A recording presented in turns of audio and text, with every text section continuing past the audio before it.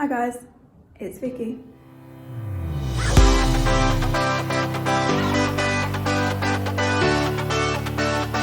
So I have my first formal observation today of this half term. It's going to be English, and tutors still aren't coming to school, so it is online. So basically my class teacher mentor observes me, and then we all have a big meeting after to feedback, and just so he has a good understanding of where I'm at.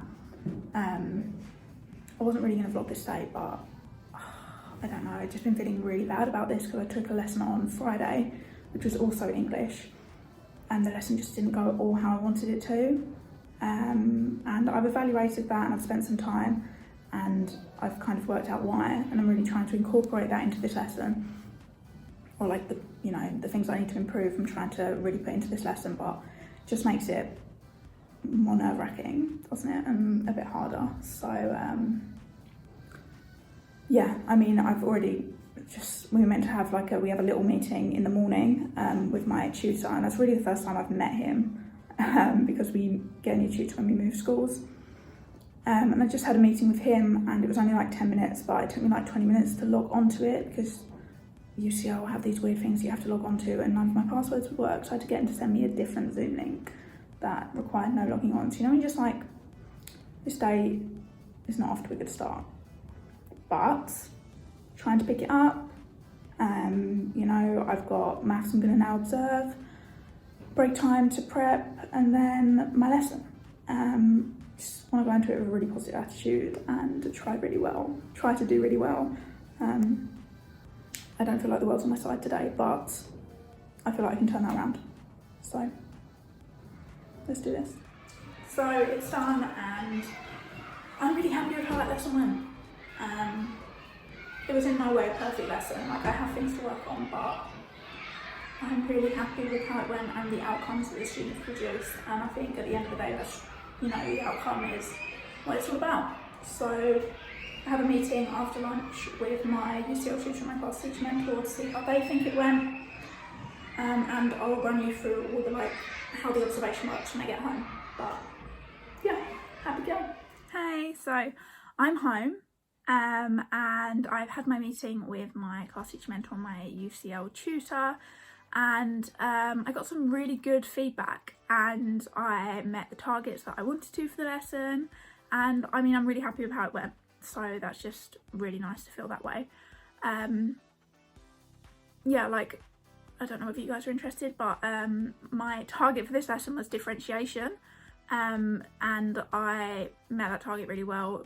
Differentiated at all the different levels in our class. We have a lot of different levels in our class. There's a lot of need in the class that I'm based in at the moment, and yeah, they thought they did that really well, so that's really nice. I was also trying to work on my balance between teacher talk and student activities. So coming from an upper key stage 2 where they can just concentrate that a little bit longer while I'm talking, I needed to reduce that going into lower key stage 2, and I think that I'm really managed to do that, so that was really good as well. My biggest area to work on from this lesson was pace. My pace was really good, and for some students too fast, and they think that maybe slowing down, or not necessarily slowing down because of the speed, the students produce some really good outcomes, but just taking a minute or a pause at some point in order to get the students to reflect, so that I'm not always running around doing intervention marking, but the students can just if I just paused them all and I was okay, we're going to look at punctuation, they all could have taken a minute to look at punctuation and sorted it all out. So yeah, some really good feedback, and hit my targets, so that was really nice. I even got told to move up to outstanding on some of my areas for my PSRD, which is one way which we track our progress through our PGCE, so that was really nice. So at UCL, our observations are broken down into 5 sections, and they actually call them phases. So we get this 5-phase observation performer that we have to fill out. It's basically a big long form that we have to fill out for every observation that we get done. So we only have 2 formal ones every term, so one every half term, and we're meant to get 1 done every week by our class teacher mentor. So phase 1 is pre-lesson discussion. So during this phase, you present whoever's observing you with the lesson plan, You also talk about the lesson briefing, so like the overview of the lesson, what's the purpose, what's the context of it, etc. And then talk about like the specific area of professional learning that you've included in your lesson, so like what you're looking to achieve. So for me today it was differentiation and balance of teacher talk and student activities. We then have phase 2, which is actually just a section of the observer's notes, so they fill out this section of the form throughout your lesson. Yeah, so that's a really easy one. Phase 3 comes in 2 parts. Phase 3 is actually when you analyse your lesson. So there's 2 parts of it. There's the student, so I analyse my lesson, and the observer also analyses the lesson, and we do this separately. So in this phase, I'm looking at my sheet here, in this phase you write down positive outcomes from the lesson, areas that require further focus from the lesson, and a challenging issue. And these forms look the same for the student and for the observer, and yeah, we both complete them. And then we come back together for phase 4, which is the post-observation summary discussion. So this is when we have a conversation with our class teacher mentor or our UCL tutor or both, whoever observed the lesson. And we talk about what we think went well, what we think didn't, and steps for improvement.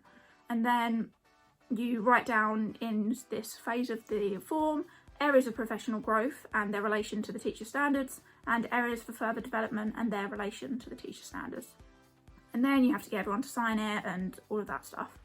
And then there's phase 5, which is just down to the student, and that is the critical review, which is linked to our PLA. Our PLA is our professional learning agenda, which is another thing that UCL use to track our progress throughout our PGCE. And if you guys are interested, then I think I'll actually do a video at some point about the PSRD and the PLA to explain them in a bit more detail. So I put a thing up on my Instagram story asking for any questions that you wanted answered about observations. So any that I don't think I've answered so far, I'm gonna give a go at answering now. And if you want some more information, then you can always leave a comment or send me a message over on Instagram at MissGreenTeach. So someone asked, have you got more confidence since you've started being observed, and how have you done this?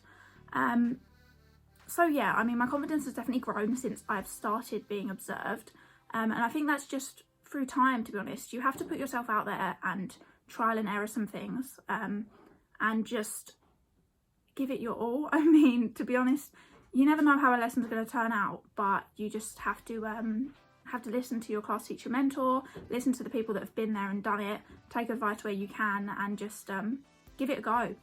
You learn a lot from observing other teachers and seeing how students react to them and what works for the class and what doesn't, and it's really important to tailor your lesson to the class. And the more you do it, the more confident you get. And to be honest, I think you just need to forget that the observer's there, and I know that's hard, but it's really what I try to do, because lessons go well or they don't go well, you know, on a daily basis. It's nothing to do with the observer being there or not being there, so just try to do your best. I'm sorry, that's really not very helpful. Someone asked if our observations are graded or if it is pass and fail. And you know what? I don't really know the answer to this, which really is, again, not helpful. Sorry about that.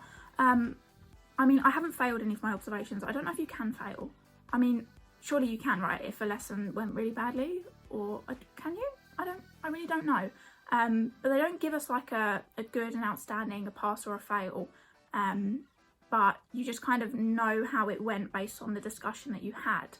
And if things aren't going well for you during your PGCE, then you get put on a support plan, which I don't really know the details about, but I know that there are support plans that you can get put on that will help to support you and guide you in the right direction if you need it. Someone asked how to ensure that you have an outstanding lesson. And you know what? That's really hard, because you can't ensure that you're going to have an outstanding lesson. There's some lessons that you think are going to be amazing, and you get there and maybe the kids are having a bad day, maybe you're having a bad day, maybe you just thought it would work out and it just didn't, and that's just how it goes sometimes. You can't make sure that you're going to have an outstanding lesson, but you can prep and do as much as you can to ensure that it's as good as it can be. And you know, the way to do that is to spend a lot of time on your planning where possible, differentiate for all the different levels in the class, like pre-plan your questioning, include a load of different techniques in your lesson, such as like lollipop sticks or pounce and bounce.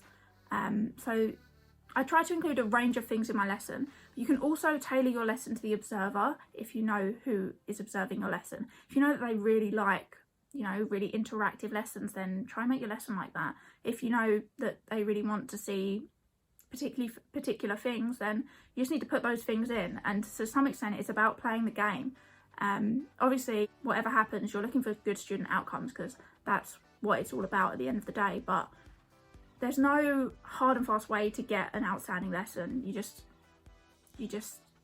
it happens or it doesn't, I guess. Oh my gosh, these answers are terrible. I'm so sorry. I think you have to have confidence in yourself as well, and know the class. And when you're in that position and you have a relationship with the students in your class and you know them really well, you kind of know what works for them and what doesn't. And that's really helpful in ensuring that you have an outstanding lesson.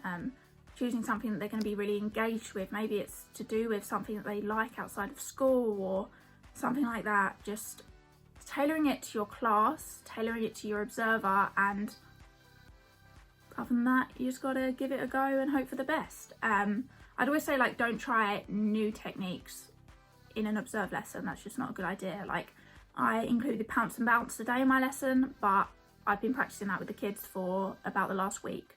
So it went really well today because they knew what they were doing. Whereas on the first lesson, when they introduced it, they were a bit like, what is this? Which is understandable. So, I mean, I guess there are certain things that you can do, but also there's no way to ensure it. I guess I'm hoping it gets easier with time, but we're on this journey together, so I don't know. And finally, someone asked, how long does it take you to plan and where do you get your inspiration from? Planning for lessons takes, oh gosh, it can really like go from one extreme to the other. Some lessons I just like get the idea straight away and I'm like, oh, I know the kids will love this and it'll be really fun, and I could plan a lesson in half an hour. Make some resources, which should probably take me like half an hour, and make a presentation of some sort, which will probably take me half an hour, and that would be quite a quick lesson. Quite a quick way to plan a lesson. An hour and a half is all right for a lesson plan, I think, at this point. Sometimes I get really stuck and I'm like, I don't know what to do, you know, I'm not sure how to approach this, and that's when I use the support that I have around me. There's always good ideas on Teachergram. You can always ask people, like, what would you do for a year 2 class with these needs? What would you do for this subject? And people always have ideas. You don't need to reinvent the wheel. There's already people out there that have done this for years and that can help you, especially during your teacher training. Like, you have a class teacher mentor, you have a tutor. There's people that will support you if you ask for the help. So if you need that, then get it. Don't get me wrong, sometimes planning lessons takes me a really long time. An hour and a half is a really quick lesson. But again, that's something that I'm hoping will improve with time. So fingers crossed. And I think that draws this video to a close. I hope it's been interesting, and I hope you've learned something from it. It'll be really good to look back on when I'm a bit further into my teaching career. If you have any other questions about observations or the PGCE or anything teacher related, then feel free to comment them down below, or you can find me over on Instagram and Twitter at MissGreenTeach. I love to hear from you, and yeah, I'm always happy to help. So hope this has been helpful, and I'll see you in the next one. Bye guys.